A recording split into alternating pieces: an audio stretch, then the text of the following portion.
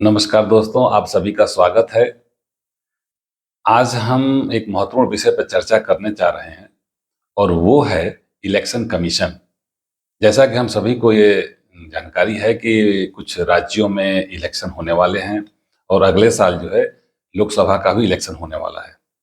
तो जो इलेक्शन होता है उसको कराने की जिम्मेदारी जो है इलेक्शन कमीशन ऑफ इंडिया पे है। तो आज हम इलेक्शन कमीशन ऑफ इंडिया के बारे में चर्चा करेंगे और यह भी चर्चा करेंगे कि इलेक्शन कमीशन क्यों बनाया गया, हमारे कॉन्स्टिट्यूएंट असेंबली में जब संविधान बन रहा था उस समय क्या चर्चा हुई इलेक्शन कमीशन के बारे में कि क्यों इसको होना चाहिए और इसका क्या कार्य होना चाहिए। हम ये भी देखेंगे कि इलेक्शन कमीशन में कौन कौन से लोग होते हैं, कैसे इनका गठन किया जाता है। यह भी आगे चर्चा की जाएगी कि इलेक्शन कमीशन का पावर और फंक्शन क्या है।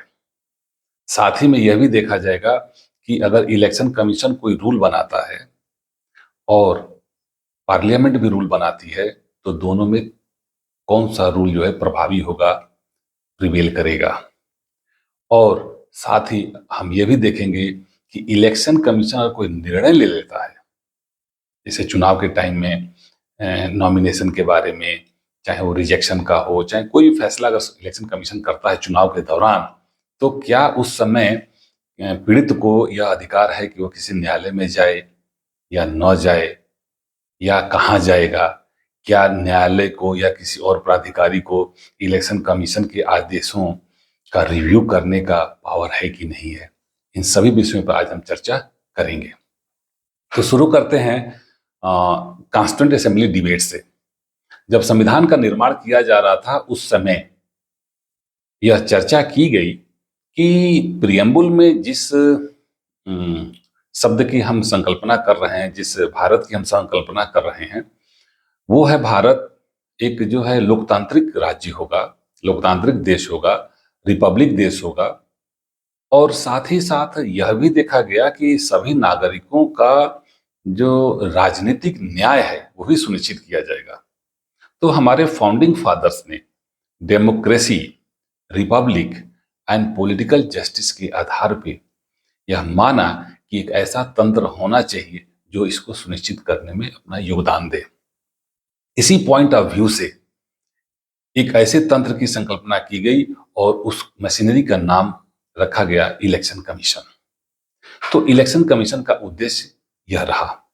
अब चर्चा ये की गई कि इलेक्शन कमीशन क्या कि एक परमानेंट बॉडी बनाया जाए, या 5 साल में चुनाव होता है तो उस समय इलेक्शन कमीशन को बनाया जाए। इस पर भी चर्चा हुई। तो इन दोनों बिंदुओं पर विचार करते हुए इसको सर्वप्रथम फंडामेंटल राइट्स के चैप्टर में रखने का प्रयास किया गया। लेकिन माननीय सदस्यों ने यह कहा कि यह महत्वपूर्ण तो है लेकिन इसको फंडामेंटल राइट्स के चैप्टर में न रखा जाए और इसको एक अलग से चैप्टर बनाया जाए जहां पे एग्जीक्यूटिव का इंटरफेरेंस एकदम बिल्कुल ना हो इसके कार्यों में। और इसलिए संविधान के अनुच्छेद 324 से लेकर के 329 में इलेक्शन कमीशन की व्यवस्था की गई। अब इलेक्शन कमीशन की व्यवस्था तो कर दी गई, साथ ही यह भी निर्णय लिया गया कि इलेक्शन कमीशन एडहॉक बॉडी नहीं रहेगी। एक ये परमानेंट बॉडी रहेगी, लेकिन इसमें 4-5 लोग नहीं रहेंगे। इसमें एक 1 मेंबर जो है ये बॉडी रहेगी और उस 1 मेंबर का नाम रहेगा चीफ इलेक्शन कमिश्नर। और साथ ही राष्ट्रपति महोदय को यह शक्ति प्रदान की गई कि जब भी कोई जरूरत हो उस समय इसमें सदस्यों की संख्या राष्ट्रपति महोदय बढ़ा सकते हैं या घटा सकते हैं। और इस आधार पर निर्वाचन आयोग की स्थापना की गई। जब संविधान बन करके लागू हो गया उसके पश्चात एक समस्या आई। समस्या ये आई कि चुनाव आयोग प्रारंभ में 1 मेंबर था और वह 1 मेंबर जो है चीफ इलेक्शन कमिश्नर हुआ करते थे। लेकिन 1989 में राष्ट्रपति महोदय ने अपनी शक्ति का प्रयोग किया और एक सदस्य की जगह पे इलेक्शन कमिश्नर की संख्या बढ़ा दी। जब इलेक्शन कमिश्नर की संख्या बढ़ा दी तो यह मल्टी मेंबर हो गया इलेक्शन कमीशन। लेकिन राष्ट्रपति महोदय को तुरंत एहसास हुआ कि नहीं, इसकी कोई जरूरत नहीं है और इसलिए जिस मेंबर की नियुक्ति हुई थी उन मेंबरों के पद को जो है एबॉलिश कर दिया गया। जब पद एबॉलिश किया गया तो जिन जो मेंबर उसमें कार्य कर रहे थे उसमें एक का नाम था S S. Dhanona. Mister S S. Dhanona ने माननीय सुप्रीम कोर्ट में 1991 का जजमेंट है, उसमें यह पिटीशन फाइल किया कि राष्ट्रपति महोदय ने अपनी शक्ति का प्रयोग करके जो मल्टी मेंबर जो कमीशन बनाया था वो संविधान सम्मत था, लेकिन जब एक बार जो है मल्टी मेंबर कमीशन बना दिया उसके बाद से इसको एबॉलिश नहीं किया जा सकता, क्योंकि अगर राष्ट्रपति ऐसा एबॉलिश करते हैं तो यह जो है interference of executive in election होगा। और इस आधार पे उन्होंने यह निवेदन किया माननीय सुप्रीम कोर्ट से कि राष्ट्रपति महोदय के इस आदेश को, जो कि पद को एबॉलिश कर दिया, उसको निरस्त कर दिया जाए। लेकिन माननीय सुप्रीम कोर्ट ने अपने फैसले में S S. Dhanona versus union of India AIR 1991 supreme court के मामले में यह सुप्रीम कोर्ट ने स्पष्ट किया कि अनुच्छेद 324 में राष्ट्रपति महोदय को यह स्पष्ट शक्ति प्रदान की गई है कि वो समय समय पर चाहे तो सदस्यों की संख्या फिक्स कर सकते हैं। यानी कि जब राष्ट्रपति महोदय को लगता है कि नहीं, इलेक्शन कमीशन में मेंबर की आवश्यकता है तो वो ला सकते हैं, जब उनको लगता है कि नहीं तो उसको एबॉलिश कर सकते हैं। और इस आधार पे एस.एस. धनोना की पिटीशन को माननीय सुप्रीम कोर्ट ने डिसमिस कर दिया। यह तो एक घटना हुई। दूसरी घटना इसके कंपोजिशन को लेकर के तब हुआ जब एक बहुत ही चर्चित मुख्य निर्वाचन आयुक्त हुआ करते थे मिस्टर T.N. शेषन। तो उस समय भी इलेक्शन कमीशन 1 मेंबर हुआ करता था, लेकिन तत्कालीन भारत सरकार ने जो है, मतलब राष्ट्रपति महोदय ने जो है फिर से जो है इलेक्शन कमीशन को मल्टी मेंबर बनाने का एक कदम उठाया और उसमें 2 सदस्यों का और जो है संख्या बढ़ाया। जब 2 सदस्यों की संख्या बढ़ाई गई तो इससे जो है, और उसमें यह भी प्रावधान किया गया कि अब इलेक्शन कमीशन जो है जो निर्णय लेगा वो ये प्रयास करेगा कि सर्वसम्मत से निर्णय लिया जाए, तीनों सदस्य मिलकर के, 2 सदस्य और एक अध्यक्ष। और यदि आपस में कोई निर्णय को लेकर के मतभेद होता है तो निर्णय बहुमत से लिया जाना चाहिए। यानी कि एक चीफ इलेक्शन कमिश्नर और 2 इलेक्शन कमिश्नर, 3 सदस्यीय बन गई। अगर निर्णय लेना है तो सर्वसम्मत से निर्णय लेना है। अगर आपसी मतभेद है, जैसे मान लीजिए कि चीफ इलेक्शन कमिश्नर नहीं चाहते हैं लेकिन 2 कमिश्नर चाहते हैं, तो निर्णय लिया जा सकता है। ऐसी व्यवस्था से जो तत्कालीन मुख्य निर्वाचन आयुक्त थे मिस्टर T.N. शेषन जी, उन्होंने जो है माननीय सुप्रीम कोर्ट में राष्ट्रपति महोदय के इस आदेश को जो है चुनौती दिया और उन्होंने ये कहा कि जो निर्णय लेने की प्रक्रिया है, जो ट्रांजैक्शन ऑफ बिजनेस है, उसको सरकार जो है प्रिस्क्राइब नहीं कर सकती है, नंबर 1। नंबर 2, उन्होंने ये आर्गू किया कि मैं मुख्य निर्वाचन आयुक्त हूं, मुझे रिमूव कर, मेरा स्पेशल स्टेटस है, मुझे रिमूव करने की प्रक्रिया 324 में दी गई है, लेकिन जो अन्य जो सदस्य हैं उनको रिमूवल करने की कोई प्रक्रिया 324 में नहीं दी गई है। ये राष्ट्रपति के पास अधिकार है, यह एक जो है स्टैट्यूटरी पावर है। तो उन्होंने ये प्रयास किया समझाने के लिए माननीय सुप्रीम कोर्ट को कि चीफ इलेक्शन कमिश्नर का स्टेटस कॉन्स्टिट्यूशनल है और बाकी मेंबर का स्टेटस जो है स्टैट्यूटरी है, इसलिए दोनों को स्टेटस अलग अलग है, इसलिए निर्णय लेने की प्रक्रिया में ऐसा व्यवस्था नहीं किया जाना चाहिए। लेकिन सुप्रीम कोर्ट ने उनके जो है इस आर्गुमेंट को जो है रिजेक्ट कर दिया और जो है सरकार के निर्णय को बरकरार रखा। तो इस तरीके से अभी व्यवस्था ही चल रही है। अब हम आते हैं कि इलेक्शन कमीशन की पावर एंड फंक्शन क्या है। अगर अनुच्छेद 324 के खंड 1 क्लास 1 को आप पढ़ते हैं तो उसमें लिखा हुआ है कि इलेक्शन कमीशन के पास पावर है, और अगर वो पावर को आप देखें तो लिखा हुआ है कि सुपरिंटेंडेंस का पावर है, डायरेक्शन का पावर है और कंट्रोल, ये 3 वर्ड्स यूज किए गए हैं। The election commission shall have powers of superintendence, number 1, number 2 control and number 3 direction. ये 3 चीज करने का पावर है। लेकिन किसके संबंध में ये सुपरिंटेंडेंस कहाँ होगा, डायरेक्शन किस मैटर में दिया जाएगा, कंट्रोल किस मैटर में किया जाएगा, तो आगे लिखा हुआ है कि ये तीनों शक्तियों का प्रयोग लोकसभा के चुनाव में, इन संसद के दोनों सदनों के चुनाव में किया जाएगा, राज्य विधानमंडल के चुनाव में किया जाएगा राष्ट्रपति के चुनाव में किया जाएगा और उपराष्ट्रपति के चुनाव में किया जाएगा। यानी एंड इलेक्टोरल जो रोल्स तैयार होंगे, जो मतदाता सूची तैयार की जाएगी, उसमें इन तीनों का प्रयोग किया जाएगा। तो ये बहुत स्पष्ट है, कार्य भी बटा हुआ है और कार्य क्षेत्र भी बटा हुआ है, शक्ति भी दी गई है। तो पावर है सुपरिंटेंडेंस का, कंट्रोल का एंड डायरेक्शन का with regard to election of parliament, state legislature, presidential election and vice presidential election. तो ये है इलेक्शन कमीशन का कार्य क्षेत्र। इन्हीं कार्य क्षेत्रों में अपनी शक्तियों का ये प्रयोग करते हैं। जैसे एग्जाम्पल के तौर पे अगर हम देखें तो इलेक्शन कमीशन ने जो है अपनी शक्तियों का समय समय पर प्रयोग किया है। जैसे कि अगर हम देखें तो एक मामला था इलेक्शन कमीशन वर्सेस AIADMK 1994 का। इसमें एक समस्या थी कि चुनाव हो रहा था राज्य में, तो वहां पे रात में लाउड स्पीकर बजता था। तो इलेक्शन कमीशन ने एक आदेश दिया कि रात में अब स्पीकर नहीं बजाया जाएगा। रात 8 बजे से सुबह 7 बजे तक स्पीकर को बजाने पे प्रतिबंध लगा दिया। तो AIADMK ने इस मामले को चैलेंज किया सुप्रीम कोर्ट में, कहा कि जो है इलेक्शन कमीशन के पास ऐसा पावर नहीं है। लेकिन सुप्रीम कोर्ट ने स्पष्ट किया कि नहीं, इलेक्शन कमीशन को पावर है कि वह इलेक्शन कराने के लिए जो है अपनी शक्ति का प्रयोग, सुपरिंटेंडेंस है, चाहे डायरेक्शन है, चाहे कंट्रोल है, इसका प्रयोग कर सकता। तो आपने देखा कि सुप्रीम कोर्ट को पावर है 324 में।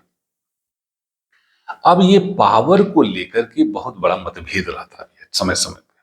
जैसे कि इलेक्शन कमीशन को तो पावर है 324 में कि वो अपनी शक्तियों का प्रयोग करे, साथ ही साथ जो है संसद को भी यह पावर है आर्टिकल 327 में कि वह कानून बना सकता है।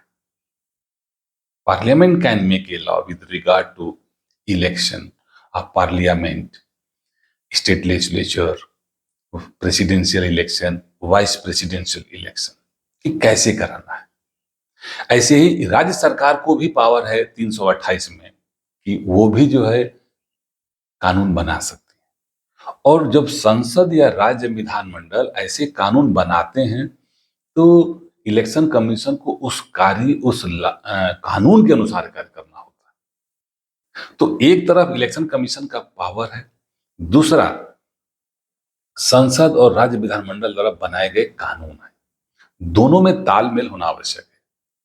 इसको भी लेकर के मतभेद हुए हैं। जैसे मान लिया कि पार्लियामेंट अपने शक्ति का प्रयोग किया है और बनाया है पीपुल्स ऑफ रिप्रेजेंटेशन एक्ट या प्रेसिडेंशियल इलेक्शन एक्ट या वाइस प्रेसिडेंशियल इलेक्शन एक्ट या ऐसे बहुत से कानून बनाए हैं और उसके अनुसार जो है चुनाव आयोग को कार्य करना होता है। लेकिन कभी कभी ये होता है कि संसद ने कानून ही नहीं बनाया है, तो कैसे काम करेगा इलेक्शन कमीशन? तो इलेक्शन कमीशन अपने 324 का प्रयोग करके स्वयं कानून बना लेता है और उसके अनुसार कार्य करता है। तो ऐसी स्थितियां भी आई हैं। जैसे कि एक मामला था AC Jose versus Shivam Pillai, AIR 1984, supreme court 291। इस मामले में एक बहुत ही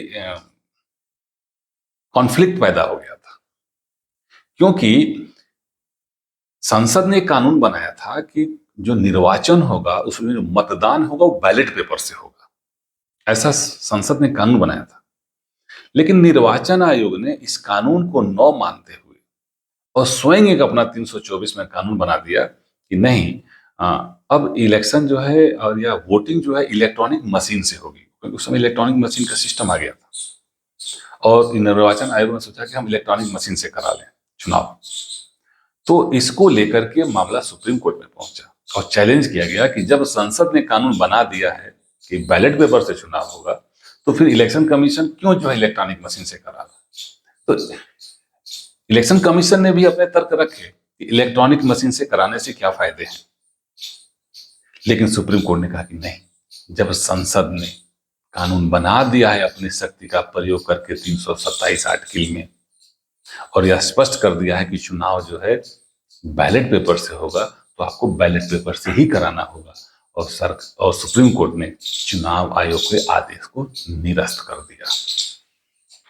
तो ये व्यवस्था की गई। अब हम आते हैं, ऐसे बहुत से मामले हैं कि जिसमें चुनाव आयोग ने अपने शक्ति का प्रयोग किया।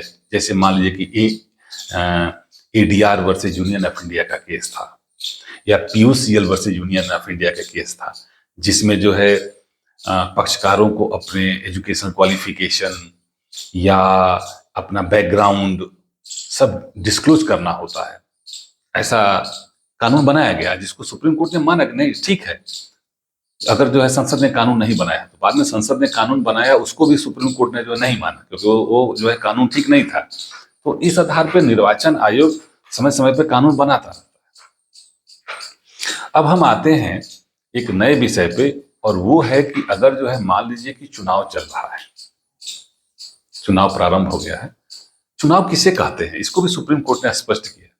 जैसे एमएस गिल के केस में सुप्रीम कोर्ट ने कहा कि election is a process which starts from the notification to the declaration of result. यानी इलेक्शन एक प्रक्रिया है जो नोटिफिकेशन से प्रारंभ होती है और रिजल्ट के डिक्लेरेशन तक चलती है। इस पूरे प्रक्रिया को इलेक्शन कहते हैं। तो अब हम ये डिस्कस करने चल रहे हैं कि अगर मान लीजिए कि इलेक्शन के दौरान अगर इलेक्शन कमीशन कोई निर्णय लेता है और उस निर्णय से कोई व्यक्ति फिर भी पीड़ित है, वो संतुष्ट नहीं है, और वो चाहता है कि हम इलेक्शन कमीशन के निर्णय के विरुद्ध जो है हम कहीं अपील करें या कोई और हमको रेमेडी मिले, तो क्या ऐसा हो सकता है? हमारे कहने का मतलब है कि क्या इलेक्शन कमीशन के निर्णय के विरुद्ध हम कोई जुडिशियल रिव्यू के प्रावधान को देख सकते हैं क्या, कि कहाँ पे है? तो इस संबंध में भी व्यवस्था है कि इलेक्शन कमीशन अगर कोई निर्णय लेता है तो उसके विरुद्ध जो है जाया जा सकता है। जैसे कि एक मैटर आया था, जनरली 300 अगर आर्टिकल 2329 अगर हम देखते हैं तो उसमें यह प्रावधान किया गया है कि इलेक्शन कमीशन अगर कोई निर्णय लेता है तो उसको चैलेंज किया जा सकता है, जैसा कि लॉ के द्वारा विहित किया गया हो। यानी कि ये भी जो है संसद पर छोड़ दिया गया कि संसद इसको विहित कर दे। तो प्रारंभ में एक ट्रिब्यूनल बनाया गया था कि अगर जो है इलेक्शन कमीशन के निर्णय से अगर कोई पीड़ित है तो उस ट्रिब्यूनल में जाएगा। लेकिन बाद में इसमें बहुत सी समस्याएं आई। ट्रिब्यूनल के निर्णय के विरुद्ध हाईकोर्ट में लोग जाने लगे, सुप्रीम कोर्ट में लोग जाने लगे, तो ये सब समस्याएं आने लगी।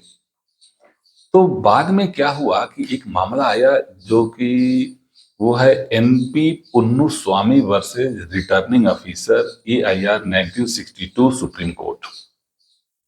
इस केस में ये हुआ कि पुन्नुस्वामी ने नॉमिनेशन किया था और उनके नॉमिनेशन को किसी आधार पे जो है रिटर्निंग ऑफिसर ने रिजेक्ट कर दिया। तो उसको जो उन्होंने चैलेंज किया, जब चैलेंज किया तो हाईकोर्ट में मैटर गया, अंत मैटर सुप्रीम कोर्ट में गया। तो सुप्रीम कोर्ट ने कहा कि इलेक्शन के दौरान किसी भी तरह का चैलेंज नहीं किया जा सकता है। अगर इलेक्शन खत्म हो गया है उसके बाद ही आप चैलेंज कर सकते हैं। तो जनरली ये नियम आया कि नहीं, इलेक्शन के दौरान कोई चैलेंज नहीं किया जा सकता है। ठीक है, इलेक्शन खत्म हो जाएगा, उसके बाद से आप चैलेंज करिएगा, और चैलेंज होने के बाद जो है अगर जो पाया जाएगा उसके अनुसार निर्णय होगा। बाद में एक और केस आया था, Mohinder Singh Gill versus chief election commissioner AIR 1978। इसमें भी सुप्रीम कोर्ट ने इलेक्शन के डेफिनेशन को स्पष्ट किया कि election is a process which starts from the notification to the declaration of result. और मोहिंदर सिंह गिल के भी केस में, चूंकि पंजाब में चुनाव हो रहा था और वहां पे चुनाव के समय में कुछ एरिया में जो है बॉक्स को लूट लिया गया था, जो बैलेट बॉक्स था। तो इलेक्शन कमीशन ने जो है उस पूरे कॉन्स्टिट्यूएंसी के इलेक्शन को रद्द कर दिया। मोहिंदर सिंह ने क्या किया कि चैलेंज किया कि नहीं, आप पूरे कॉन्स्टिट्यूएंसी को का वोटिंग निरस्त मत करिए, आप जो जिस क्षेत्र में घटना घटी है वहीं का आप जो है निरस्त करिए। लेकिन सुप्रीम कोर्ट ने उनके पिटीशन को ही लेने से अस्वीकार कर दिया, कहा कि नहीं, नंबर वन कि ये इलेक्शन कमीशन का निर्णय है, इलेक्शन कमीशन निर्णय लेगा, और आप इलेक्शन कमीशन निर्णय लेता है, इलेक्शन हो जाता है, उसके पश्चात अगर आपको कोई दिक्कत है तो आप अपना जो चैलेंज कर सकते हैं। तो हम ये देख रहे हैं कि इलेक्शन कमीशन अपने जो कार्य हैं, जो आर्टिकल 324 में एकदम प्रिस्क्राइब्ड है कि आपका ये कार्य है, ये पावर है, उसके अनुसार कार्य करता है। लेकिन ये पावर और कार्य संसद या राज्य विधानमंडल द्वारा बनाए गए कानून के अधीन है, नंबर वन। नंबर टू, अगर संसद राज्य विधानमंडल ने नहीं बनाया है कानून, तो वह इलेक्शन कमीशन जो है अपना स्वयं नियम बना करके उसके अनुसार फ्री एंड फेयर इलेक्शन के लिए कानून बना सकता है। और अगर इलेक्शन कमीशन कोई निर्णय लेता है तो चुनाव के दौरान सामान्य रूप से उसको चैलेंज नहीं किया जा सकता है। चुनाव होने के पश्चात वो न्यायिक पुनर्विलोकन के अधीन आता है और निर्णय जो न्यायालय का होगा उसके अनुसार, चाहे वो रिजल्ट हो, चाहे वो किसी तरह की प्रक्रिया हो, वह कार्य करेगी। तो ये है निर्वाचन आयोग। आपका बहुत बहुत धन्यवाद इस वीडियो को देखने के लिए, और मैं आपसे आग्रह करूंगा कि ऐसे वीडियो देखते रहिए, और यदि आपको अच्छा लगता है तो आप सब्सक्राइब भी कर सकते हैं, दूसरे से शेयर भी कर सकते हैं और एंजॉय कर सकते हैं। और अगर कोई क्वेश्चन है तो आप जो है मैसेज बॉक्स में ड्रॉप कर सकते हैं। Thank you very much to all of you.